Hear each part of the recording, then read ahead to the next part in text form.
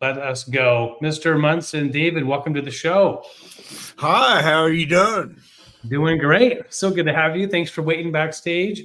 So you have an agriculture tech solution. Well, I've got a ton of patents. I'm a wild inventor with a wild inventors. With a wild company named fullofideas.com. I saw that. Full of Ideas, FOI LLC. Full of Ideas. Exactly. FOI stands for Full of Ideas. So that's kind of the more dignified company name. Yes, sir. I didn't go for Full of Ideas LLC.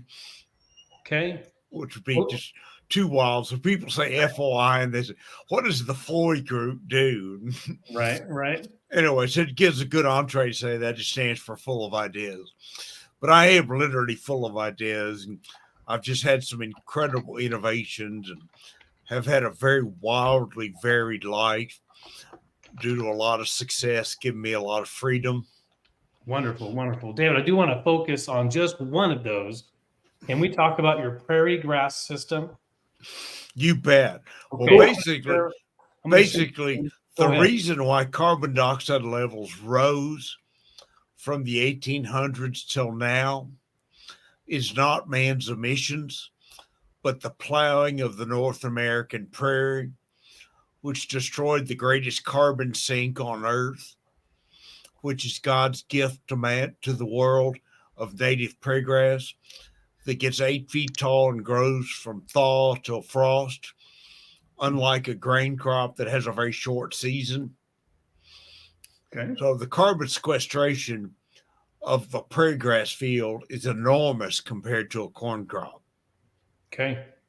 Because it grows, like I say, from spring thaw till fall freeze explosively. And in the South, where there's growing year round, winter plants spring up in the prairie grass mix to keep sequestering carbon. But anyway, we're producing unhealthy food by feeding grain to animals. Okay. Nature made cows to eat grass, not grain. All right. Cows will eat grass, will eat corn lovingly because it's like eating donuts. You know, it's so sweet and high in carbohydrates. And cows have a sweet tooth or a sweet tongue that seeks out sugar. Me too. But sugar's not healthy for you. So my invention is to use native prairie grass in a more efficient way to sharply increase productivity by cutting it selectively at a high height with my overhead harvesting system. Okay, I was showing that. Okay, so this is a harvesting system. This is meant to be pulled behind a plow or a tractor? No, it's like a center pivot. It rotates in the field as a mechanism, cutting strips of forage so that it cuts the whole field in about 30 to 40 days. Oh, that's cool. You move the harvesting unit. So this is your center point here, kind of like a sprinkler would. I've seen those giant, it's like everybody's seen the center pivots out in the West, even the circles in the field. Yep. Where you have a square half-mile field, a mile field, and the corners are left out. So my idea is putting cattle in confinement in the corners and transporting the forage to them so they never trample and compact the ground. Cattle have one mouth and 4 feet. So they stomp on 4 times as much as they eat. Interesting. So keeping them in the corners where the pivot doesn't go. Yeah. Cool. That's a whole system going there. Okay. And so have you utilized this at all? Talk to me about what your plans are to bring it to market. It's a pretty big investment, I would imagine.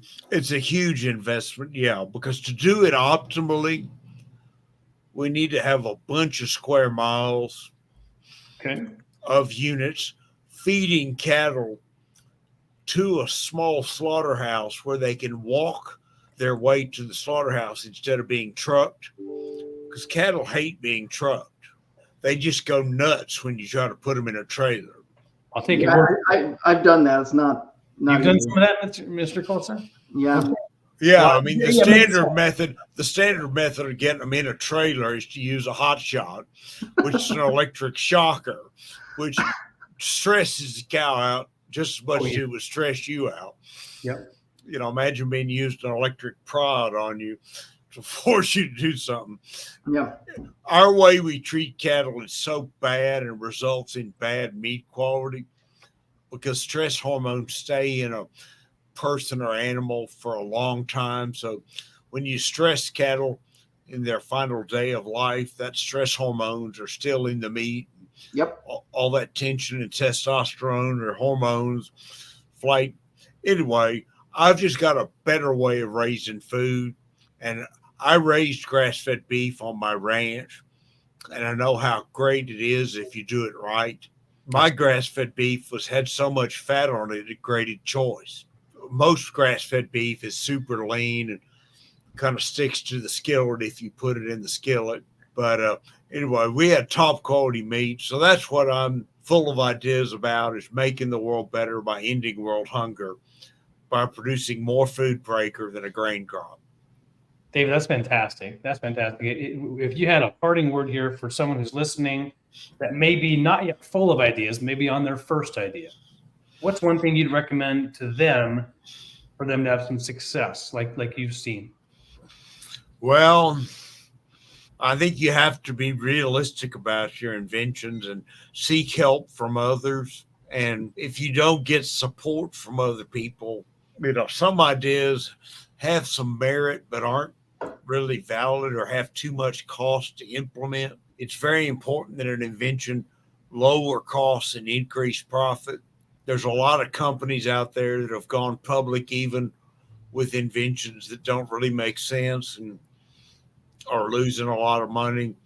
I was just talking to a venture capitalist the other day, and he's going to be buying bankrupt IT companies that have spent a ton of money on patents and don't have a product, don't have an income stream. So it's very important when you have an invention to think about how you're going to monetize it.